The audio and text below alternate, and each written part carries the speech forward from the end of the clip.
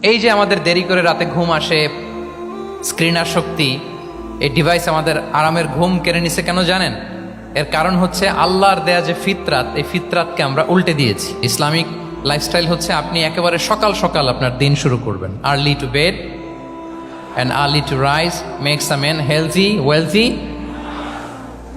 সবাই তো শিখেছি এটা, যে আগে আগে ঘুমোতে যাও, আগে আগে ঘুম থেকে জাগো, তুমি ধনী হবে, তারপর তুমি প্রজ্ঞাবান হবে, তুমি সুস্বাস্থ্যের অধিকারী হবে। এটা হচ্ছে ইসলামিক লাইফস্টাইলের একটা কোর ভ্যালিউ। সকাল সকাল দিন শুরু করা মানে সানরাইজের আগে আমার সকাল শুরু হবে। কাজী নজরুলের যে কবিতা, সূর্যি মামা জাগার আগে উঠবো আমি জেগে, পড়েছি আমরা সবাই, কিন্তু হয়তো মানা হয় না। তো এই যে সকাল সকাল ঘুম থেকে ওঠা, এটা যদি আপনার মধ্যে না থাকে, এটা ইসলামিক লাইফস্টাইল হতে পারে না।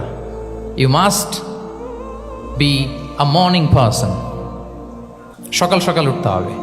আপনার সময় এমনভাবে মেনটেন করবেন আপনি যে সকাল সকাল ফজরের পর থেকে আপনি অ্যাক্টিভ। তার মানে you have to wake up early, you have to sleep early.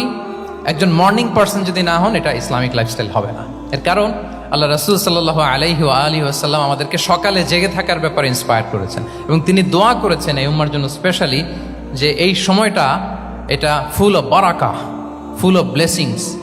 তিনি দোয়া করেছেন, আল্লাহুম্মা বারিক লি উম্মতি ফি বুকুরিহা। আল্লাহ এই উম্মতের বুকুরটা মানে সকালের সময়টা, লেটস সে সানরাইজের পরে ৩-৪ ঘন্টা, এই সময়টাকে আল্লাহ আপনি বরকত দিয়ে ভরে দেন। এই সময়টাতে ঘুমানো যাবে না, এটা হচ্ছে বরকতের সময়। এবং আল্লাহ রাসূল সাল্লাল্লাহু আলাইহি সাল্লাম যদি কোনো সামরিক অভিযান প্রেরণ করতেন, এই টাইমে প্রেরণ করতেন, এই বুকুরের টাইমে।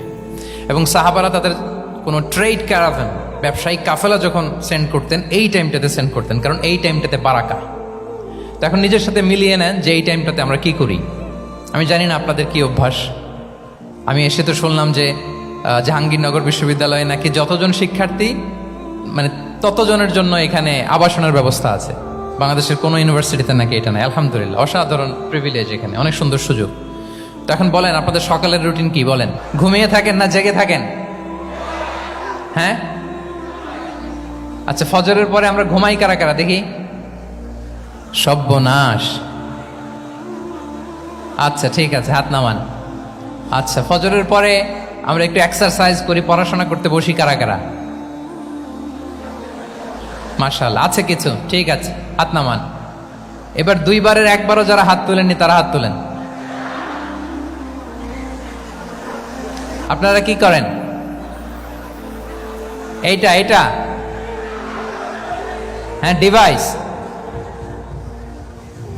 তো সম্মানিত সুধী মণ্ডলী, আল্লাহুম্মা বারিক লি উম্মতি ফি বুকুরিহা।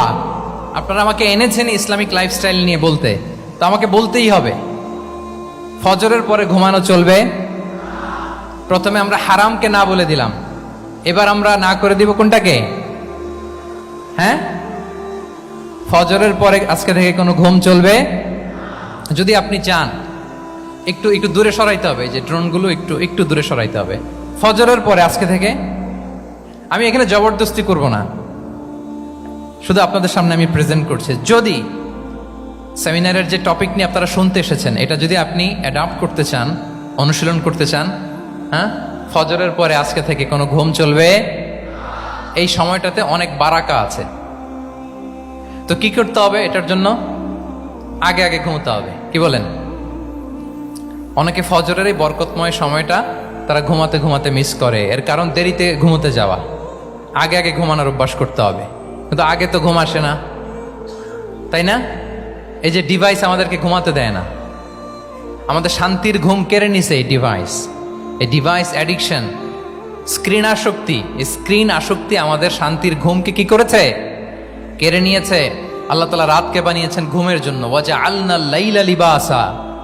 লিবাস মানে আবরণ। আমি রাতকে বানিয়েছি পোশাকের মতো আবরণ করে, যে আবরণ রাত্রিবেলা নিঝুম নিস্তব্ধ অন্ধকার দিয়ে ছেয়ে দেয়। ফলে মেলাটিন নামে একটা হরমোন নিঃসরিত হয়, আমাদের ঘুম ঘুম ভাব আসে। ঘুমের জন্য আল্লাহ তৈরি করেছেন রাতকে। এরপরে আল্লাহ তাআলা বললেন, ওয়াজআলনা নাহারা মাআশা। আর দিনকে বানিয়েছি আমি প্রাণ চঞ্চল করে, দিনে আমরা কাজ করব। তাহলে রাতে আগে আগে ঘুম, আর দিনের বেলা আল্লাহ তাআলা আমাদেরকে কাজ করার জন্য সৃষ্টি করেছেন, কিন্তু এই সাইকেলটাকে আমরা ঘুরাই ফেলছি। রাতে যত দেরি করে আপনি ঘুমাবেন, সকালে ঠিক তত দেরি করে আমাকে উঠতে হয়, ঠিক কিনা বলেন? তাহলে ফজরের পর বকুর পিরিয়ড অফ টাইমটাকে কাজে লাগাতে হলে রাতে আমাদেরকে আগে ঘুমাতে যেতে হবে। রাতে কি করতে হবে? আগে ঘুমোতে যেতে হবে। তাহলে 1 নম্বরে কি বললাম? কনসেপ্ট অফ হালাল এন্ড হারাম। 2 নম্বরে বললাম প্রোডাক্টিভিটি। ইসলামিক লাইফস্টাইল হচ্ছে একটা প্রোডাক্টিভ লাইফস্টাইল। এটা মেনটেন করতে হলে প্রোডাক্টিভিটির অনেক কথা। একটা কথা হচ্ছে সকাল সকাল আপনার দিন শুরু করুন। কি পারা যাবে তো ইনশাআল্লাহ? সবাই একসাথে পড়ে ইনশাআল্লাহ। এই যে আমাদের দেরি করে রাতে ঘুম আসে, স্ক্রিন আসক্তি, এই ডিভাইস আমাদের আরামের ঘুম কেড়ে নিছে কেন জানেন? এর কারণ হচ্ছে আল্লাহর দেয়া যে ফিতরাত, এই ফিতরাতকে আমরা উল্টে দিয়েছি। ফিতরাত শব্দটার সাথে আপনাদের পরিচয় আছে? হ্যাঁ, the innate characteristics of a human being. একটা মানুষের যে ক্যারেক্টারিস্টিক্স, যে ইননেট স্বভাব দিয়ে আল্লাহ তাআলা তৈরি করেছেন, নেচার, এটাকে আরবিতে বলে ফিতরাত। এই ফিতরাতের বিরুদ্ধে কিছু করা যাবে না। ইসলামিক লাইফস্টাইল হচ্ছে ফিতরা বেসড লাইফস্টাইল। ফিতরাতুল্লাহিল্লাতী ফাতারান নাসা আলাইহা লা তাবদীলা লিখালকিল্লাহ। আল্লাহর প্রকৃতির অনুসরণ করো, যে প্রকৃতি দিয়ে তিনি মানুষকে সৃষ্টি করেছেন। আর আল্লাহর সৃষ্টি কাঠামোর মধ্যে কোনো পরিবর্তন, কোনো বিকৃতি নেই। সুবহানাল্লাহ বিহামদি। তা আমরা এই ফিতরাতকে চেঞ্জ করে দেওয়ার কারণে এই ঝামেলা। আমরা সবাই এই ফিতরাতের উপর জন্মেছি। কুল্লু মাউলুদিন ইউলাদু আলাল ফিতরা ফাআবাওয়াহ ইউহাউবিদানিহি আও ইউনাসসিরানিহি আও ইউমাজ্জিসানিহি। প্রতিটি নিউ বর্ন বেবি তারা ফিতরাতের উপর জন্মায়, মানে নবজাতক সন্তান ইসলামের উপর জন্মায়। কিন্তু বাবা মা তাকে হয় ইহুদি বানায়, নাসারা বানায়, বা অগ্নি উপাসক বানায়। তাহলে এই যে ফিতরাত, আল্লাহর দেয়া ফিতরাতকে যখন আমরা চেঞ্জ করেছি, আমাদের জীবন থেকে বারাকা উঠে গিয়েছে। ফিতরাতকে যদি আরো সহজ করে আমি আপনাদেরকে বুঝাই, তাহলে ফিতরাত হচ্ছে যা কিছু স্বাভাবিক, যা কিছু কল্যাণকর, যা কিছু ভালো, তাই ফিতরাত। আই রিপিট, সুপ্রিয় শিক্ষার্থী বন্ধুরা, ফিতরাত হচ্ছে যা কিছু স্বাভাবিক, যা কিছু ভালো, যা কিছু কল্যাণকর, তাই কি? তাই ফিতরাত। এই যে এখন আরবি কোন মাস চলছে বলেন তো? রজব। এই রজব মাসের 26 তারিখ দিবাগত রাত্রে আল্লাহ রাসূল সাল্লাল্লাহু আলাইহি ওয়াসাল্লাম ঊর্ধ্ব জগতের একটা ভিজিটে গিয়েছিলেন। আমরা জানি না সবাই? হ্যাঁ, ইসরা মেরাজের কথা আমরা জানি। সো এই মেরাজ রজনীতে আল্লাহ রাসূল সাল্লাল্লাহু আলাইহি ওয়া আলিহি ওয়াসাল্লাম ফিতরাত, মানে what is the essence of ফিতরা, এটা বোঝানোর জন্য এই হাদিসটা আমি শেয়ার করছি। মেরাজে যখন গেলেন, জিবরিল আলাইহিস সালাম ওনাকে 2টা পেয়ালা দিলেন। তিনি বললেন, উচি চুবি ইনা আইন, আমাকে 2টি পেয়ালা দেয়া হলো। ফি আহাদিহিমা লাবান ওয়া ফিল আখারি খামর। এক পেয়ালায় ছিল দুধ, আরেক পেয়ালায় ছিল মদ। ফা আখাযতুল লাবান ওয়া শারিবতু। যখন 2টা অপশন দেয়া হলো, 2টা পেয়ালা, আমি দুধের পেয়ালাটা নিলাম এবং সেটা পান করলাম। তখন জিবরিল আলাইহিস সালাম বললেন, আসাবতাল ফিতরা, মানে you are guided to the ফিতরা। আপনি সঠিকটাই নিয়েছেন, যেটা ফিতরা, যেটা নেওয়া উচিত, আপনি ওইটাই নিয়েছেন। তাহলে এখন আরো সহজ হবে। যদি 2টা পেয়ালা দেয়া হয়, একটা মদের পেয়ালা আর একটা দুধের পেয়ালা, তো আমরা নিব কোনটা বলেন? হ্যাঁ, তাইলেই ফিতরা হবে। তাহলে কি হবে? তাহলে যেটা স্বাভাবিক, যেটা কল্যাণকর, যেটা আমাদের জন্য ভালো, সেটা হচ্ছে ফিতরাত। তাহলে মদের পেয়ালা, দুধের পেয়ালা, কোনটা নিব? সবাই নিব তো নাকি? আমাদের রুচির যে দুর্ভিক্ষ চলতেছে, অনেকে মদের পেয়ালাই নিয়ে নিবে। আছে না একদল, তারা কি করে? ওইটা চুজ করে ফেলবে। এবার বলেন, আমরা কোন পেয়ালা নিব, মদের না দুধের?